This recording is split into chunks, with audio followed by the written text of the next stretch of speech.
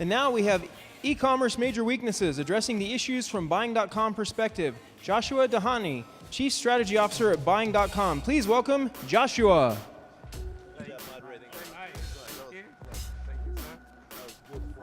Thank you. Is this mic on? Oh, now it's on. All right. Hello, everyone. My name is Joshua Jahani. That's me, photoshopped like crazy. And we're going to talk about e-commerce and major e-commerce weaknesses. Now, when you talk about weaknesses, we're essentially going to be talking about problems. And I can't sit here and just talk about problems to you for 15 minutes, however long the speech is. I have to talk to you about the solution. So when I talk about how we're going to solve some of these weaknesses and some of these problems, I'm going to be speaking within the lens of the use case of Buying.com. So I'm the Chief Strategy Officer of Buying.com. Buying.com is an e-commerce platform. We have some booths over there if you want to learn more about us. But mostly what I want to talk about today, or at this moment, is why e-commerce has weaknesses and how we even begin to define those weaknesses within the eyes of the consumers, the suppliers, the vendors, and the various players within the ecosystem. When you think about e-commerce, you don't often think about it being an industry ripe with issues. It's very easy for me to make the point that healthcare is broken. If you've ever tried to go to the doctor in the United States of America, you know that it's extremely painful. You're never able to get anything done. God forbid if you have health insurance, it's extremely, extremely cumbersome. But in e-commerce, really because of Amazon, because of large players, because of Alibaba, we've been privy to what's generally a nice customer experience, but that's provided at a tremendous loss for the company. And that becomes the first major weakness of new entrants to the e-commerce market. This first major weakness is that it is incredibly expensive to actually provide a profitable, effective e-commerce business solution unless you're Amazon, which has billions and billions of dollars to play with. And as a public equity stock doesn't even trade on EBITDA or profit, it just trades on revenue. So I got to figure out how to use this clicker. Next slide, please, for ladies and gentlemen in the back. Thank you very much.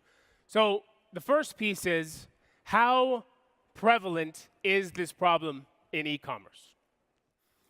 The e-commerce market is $3 trillion today, and it's going to grow to $4.5 trillion by 2021, which means that the level of occurrence that these weaknesses that we're going to talk about for e-commerce is extremely, extremely high. Because when you start talking about trillion-dollar markets, and this isn't like this is what the market is right now. This isn't what we think it is. This isn't what it could be. This is the amount of money that's spent in e-commerce today, because as retail dies, we see more and more people moving on to digital conversion funnel platforms, digital commerce platforms, et cetera.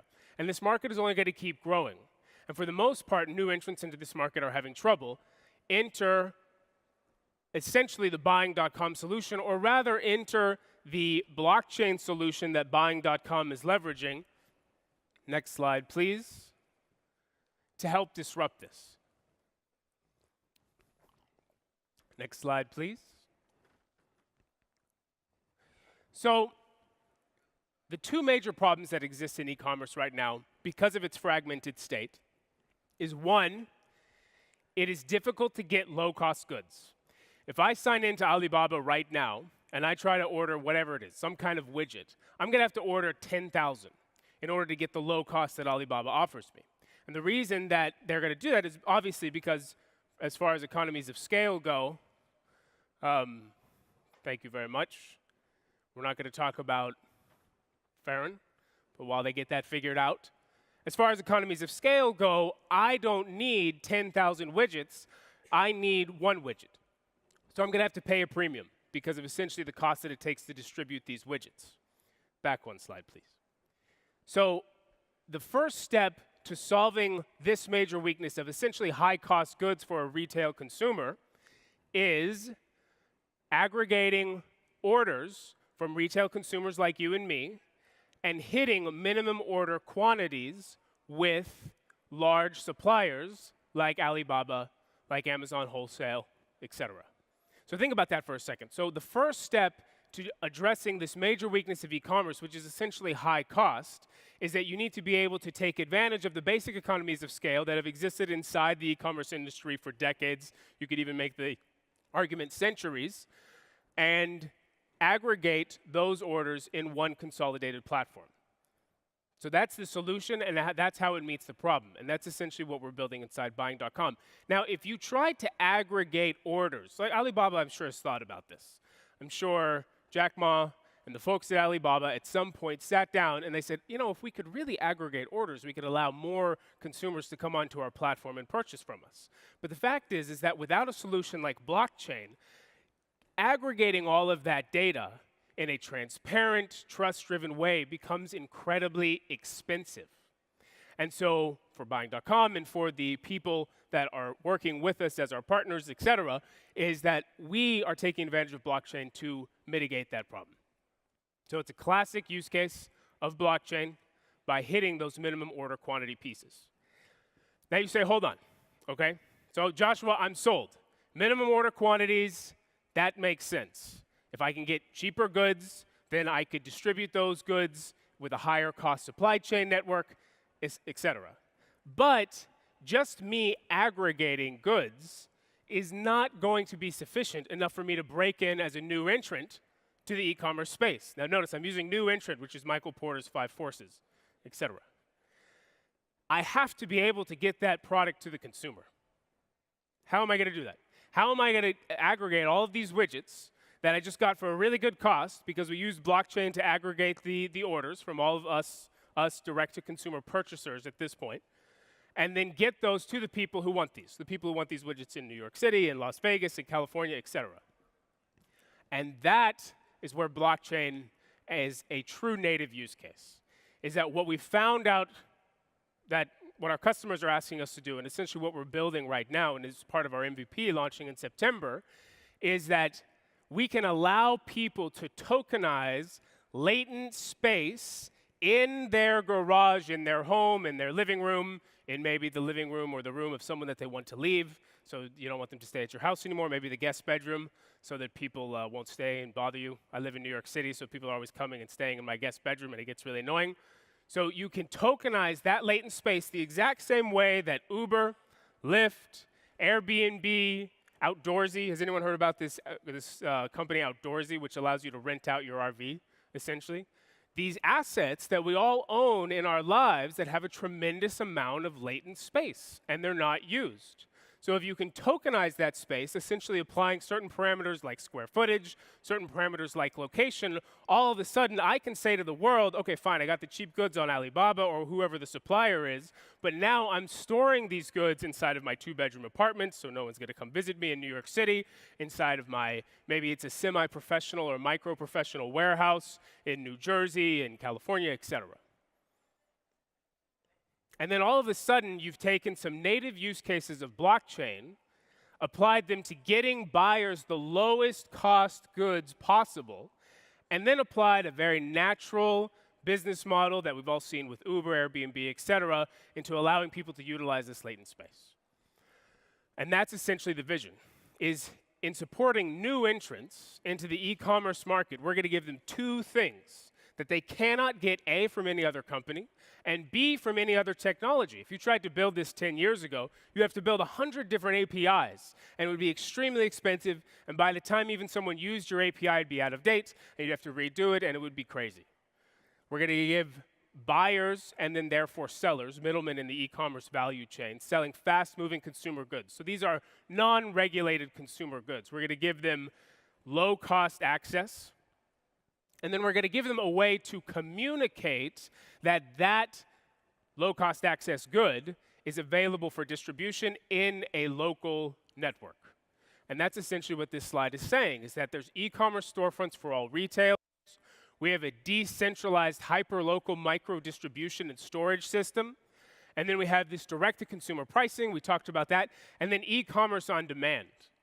Because now we're going to be able to say, hey, if you're storing whatever it is, you're storing paper towels, right? And you've got all of these paper towels. people know where those are, and because of the basic transparency of the way blockchain works, next slide, please, people are going to be able to go to those places much more quickly. So it's asset light. It leverages this unused latent capacity. It creates a delivery network through the buy token. So we have our buy token, and the buy token is needed to essentially gain access to this platform and essentially take advantage of these use cases that I'm talking about as a person who wants to buy and sell low-cost goods to consumers as this middle person, middleman, middle woman between the warehouse and between the end consumer. Peer-to-peer last-mile delivery, and then faster build-out of the global network. Because as business has taught us, acquiring fragmented markets with low barriers to entry is extremely expensive.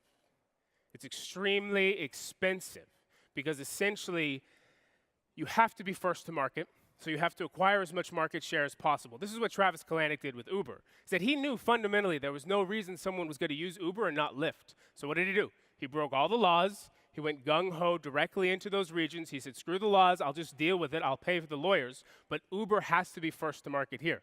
Created a lot of PR problems for the guy.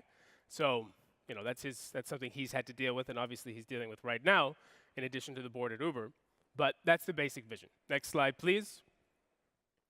As you look at some of these specifics of how people are going to be staking nodes, there's not enough time to get into how technical our solution is, but as I said, we do have a booth here, so we're here. So if you're interested in the technology, definitely come talk to us, and we have a ton of information about this on our website because we really are thought leaders in the technology space around staking nodes and around how the buy token is going to work. But essentially, you have your master node, your node A, micro distribution, delivery nodes, and then you essentially have your node B and node C. Next slide, please. There's something important I want to show you about. I made this point already with regards to win-win-win, which is essentially just somewhat of a business buzzword, but the consumer has this app, so our app is launching in the store. MVP is going to be ready in September, and then the app will be launching shortly thereafter. And then they're able to browse products. This is for the consumer. They're able to get access to low-cost goods, but then also people who want to deliver the goods are able to get access to where the goods are, essentially leveraging latent warehouse capability by people in the e-commerce ecosystem. Next slide, please. And then the problems we solve. Next slide, please. So, data transparency, yes or no? Does blockchain solve that? Yes. I hope we're aware of this, right? That's the big value add of blockchain as just a native technology. The sharing economy.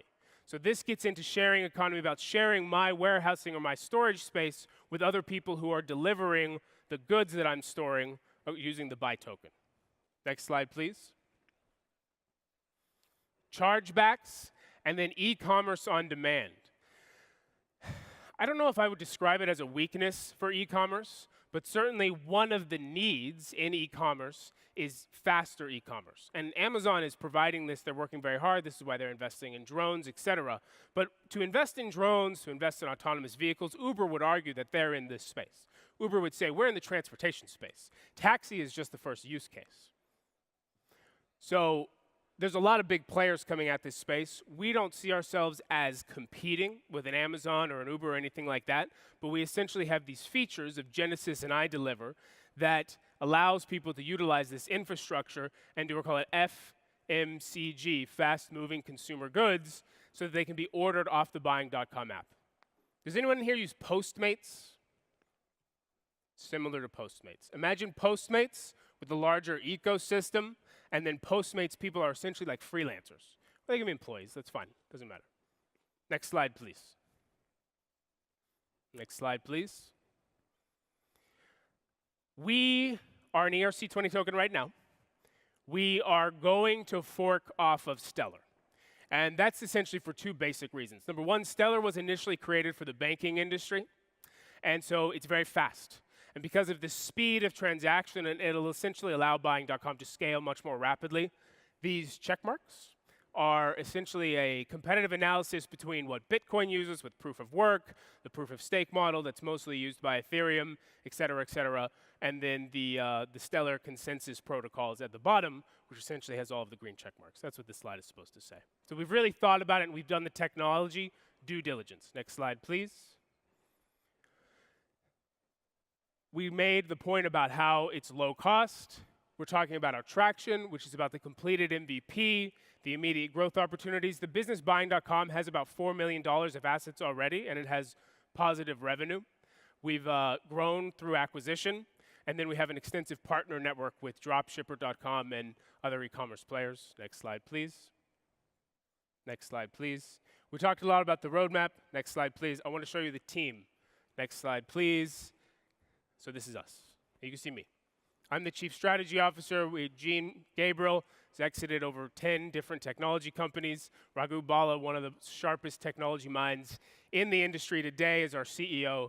So definitely come talk to us at our booth if you want to talk about this more. We're really interested in solving these problems, and thank you very much for your time. Thank you, Joshua. Everyone give him a huge round of applause.